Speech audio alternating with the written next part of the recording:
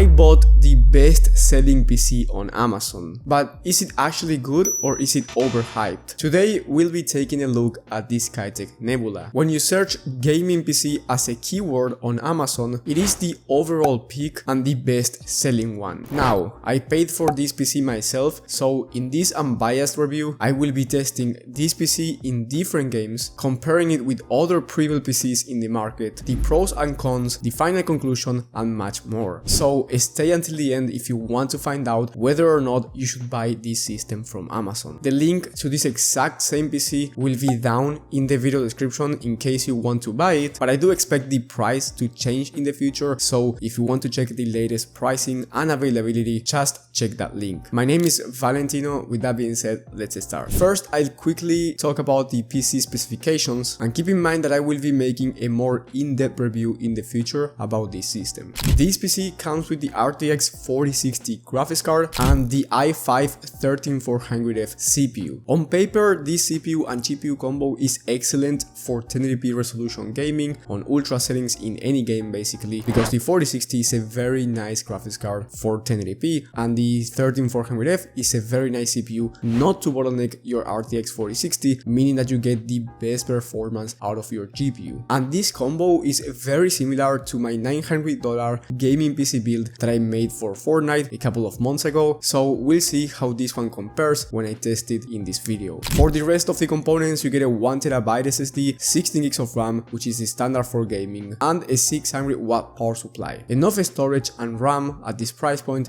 so big thumbs up. Now let's talk about the aesthetic and airflow from this case, which in my opinion has a very nice aesthetic. I do like the lighting. This case comes with 4 fans, and then you get an aftermarket CPU cooler that's RGB as well, which is going to be amazing for that i5-13400F. So in terms of airflow, there's not going to be an issue, and your components will be running at the proper temperature, which is very nice. Also, if you're not into RGB, you can always turn it off. That's an option for you, but I do think that having RGB in your case is actually a good thing because you always want to have the option to turn it on anyway. Also, coming back to the temps, I will be testing this system temps while gaming in just a moment. Now, this PC, when I am recording this video, is going for $850, but when you're watching this, the price might be quite different because I've seen this PC go up to $930 and then go down to $700 at one moment, so that really depends on when you're watching this one. Most of the time is going for $850 anyway, but again, if you want to check the latest price and availability to see if this PC is in stock in your region, you will have the link down below in the description. But the big question is, how does this PC compare with other Prebuilt PCs in the market for around the same price point? So what I'm going to do is compare this PC on paper with other Prebuilt PCs, and then I'll go over the level of performance for this one. And don't worry, because I will explain the difference between systems as simply as possible, just in case you are new to PCs, so you can understand me. And I will also leave these PC alternatives down in the description in case you like one of those more than you like this one. Now, with the first PC, we have the MXC gaming system, also from Amazon, which is going for $830, so about the same price as this Skytech Nebula, and this one has the same i5-13400F CPU. The only issue here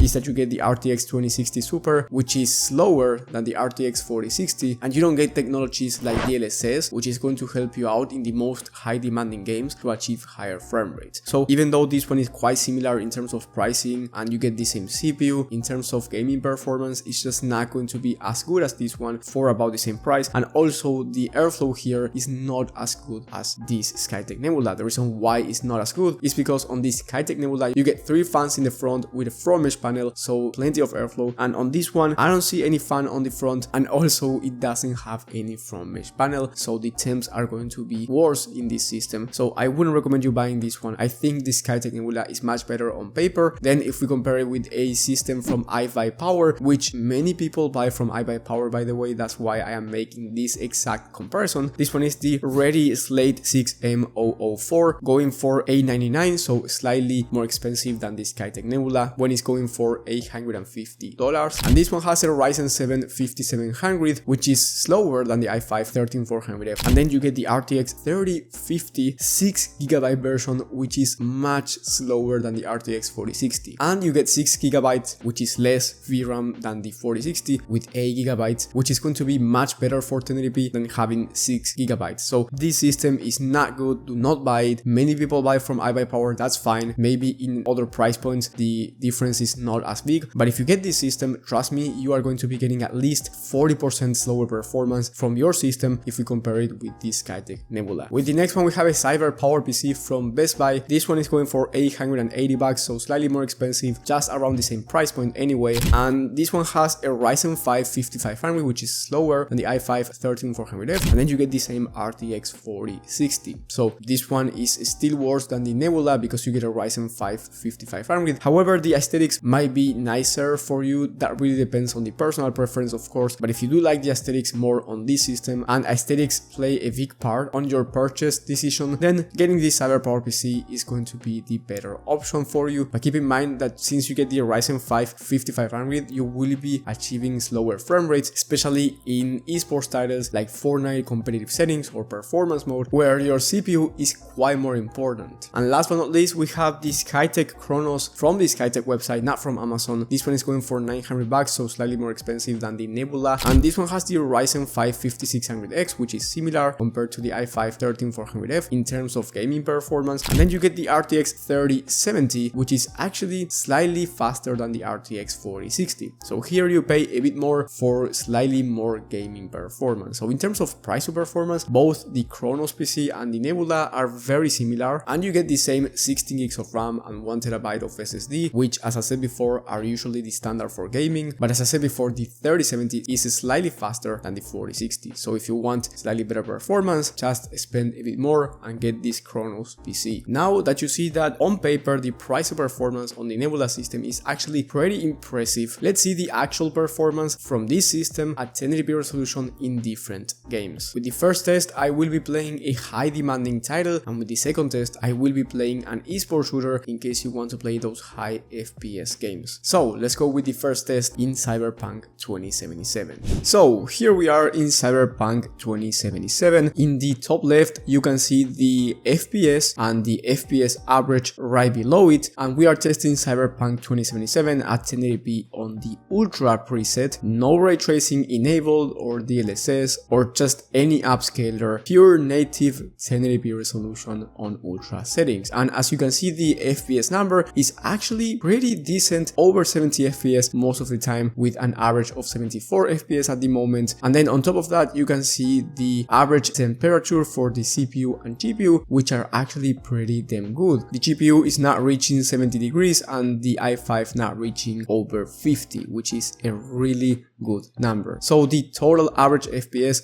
for this benchmark on the Ultra preset Cyberpunk 2077 was 72 FPS. Really good performance for a high demanding game like this one. Now we are in a less demanding game on an esports shooter, and we are talking about Fortnite 1080p performance mode, and actually this season is pretty bad optimized. I hate it. It doesn't run well in most gaming PCs, but surprisingly in the Skytech Nebula is running pretty smooth. I didn't have any FPS drops or anything like that, and as you can see, over 290 FPS on average at the moment, which is a pretty good number. You can buy a 240Hz monitor and take full advantage of it. And then if the season is well optimized, you might be able to reach over 350 FPS on average, and you could buy a 360Hz monitor if you wanted to. But of course, this season, as I said before, is not pretty well optimized. Regardless, very smooth level of performance in performance mode, so if you want to compete and get a 240Hz monitor, is definitely possible. And then as you can see, the temps are not reaching over 55 degrees for the GPU and not reaching even 50 degrees for the CPU. So as you can see, the airflow and CPU cooler and everything related to the temps is working amazing inside of this system. As you can see, I was fighting someone here. I'm actually pretty bad at Fortnite right now. I used to be good, but as of right now, I'm not that good. However, I was able to kill this one. I don't even know how, because my controllers are not my usual controllers, but yeah, there you have it. Fortnite performance mode really good. You can take advantage of a 240Hz monitor, possibly a 360Hz one, depending on the season. Now that you've seen how this PC performs, you've seen the price, you've seen how it compares with other systems, and by the way, I will be making a full benchmarks video in my full in-depth review about this system in the future, so if you found valuable information today and you want to see that one, just subscribe and hit the bell icon so you get notified when I upload it. But anyway, now let me tell you the pros and cons with the Skytech Nebula from Amazon. So with the first pro, we have that it has an insane price to performance ratio, very good level of performance for a very decent price. Another pro is the nice aesthetics. Also, one thing that I didn't mention is that while gaming, this PC was super quiet, which in my opinion is a very big pro, because if I record myself while playing the game, I want my PC to be quiet. Another pro is that it has good temps, as you saw in the benchmarks, and then another pro is that it's much better than any other PC in the market when it comes to price to performance, so it's the best performing PC for $800 or less depending on the price when you're watching this video. And then the only con that I found is that this PC is not ideal if you want to play at 1440p in the most high demanding titles on ultra settings or 4K, so if you want to play at higher resolutions, then I do recommend you spending more money and going with a faster system. That doesn't mean that this PC is bad by any means. This PC is amazing for the price, but of course if you want faster performance or you want to play at higher resolutions, you need more power from your system. But I want to say that this PC can handle 1440p and 4K depending on the game. If you are going to be playing, for example, games like GTA 5 or Minecraft or Roblox or perhaps Red Dead Redemption 2, but you lower the graphics settings to medium or high for you to achieve higher frame rates, you can achieve 60 plus FPS on average with no issues at 1440p or even 4K depending on the exact game and depending on the settings. But I'm just saying, if you want to play Cyberpunk 2077 on Ultra as we did today, but you want to do it at 1440p or 4K, then I do recommend you upgrading to a different system. So now let me give you my final thoughts. Should you actually buy this system? So to make it simple for you, if you have less than $1,000 to spend on a gaming PC, then yes, I do think that this system is the best performing PC for under $1,000. Very reliable, I didn't have any issues while gaming, I had a very smooth performance and a pleasing experience. And remember, this is an unbiased review, so if it would have been bad, I would have told you, because I bought this PC myself, I paid it with my own money from my wallet. So yes, this system met my expectations for 1080p resolution, and I think that is a very good PC for you to consider, especially if you have less than $1,000. Now, as I said before, if you want to play the most high demanding titles at 1440p or 4K ultra settings, then no, this is not the right PC for you and you should spend more money. And in that case, I made an entire video talking about the best pre-built gaming PCs for every budget and every resolution. I break down the best 1440p and 4K gaming PCs there, so I highly recommend you watching that one. You can watch it in the top right of the screen, and if you need my personal PC help, you want me to help you out find your right pre-built PC or PC build, then in the top link in the description I can help you out. Thank you guys for watching, thank you for the support, and I will see you on the next one.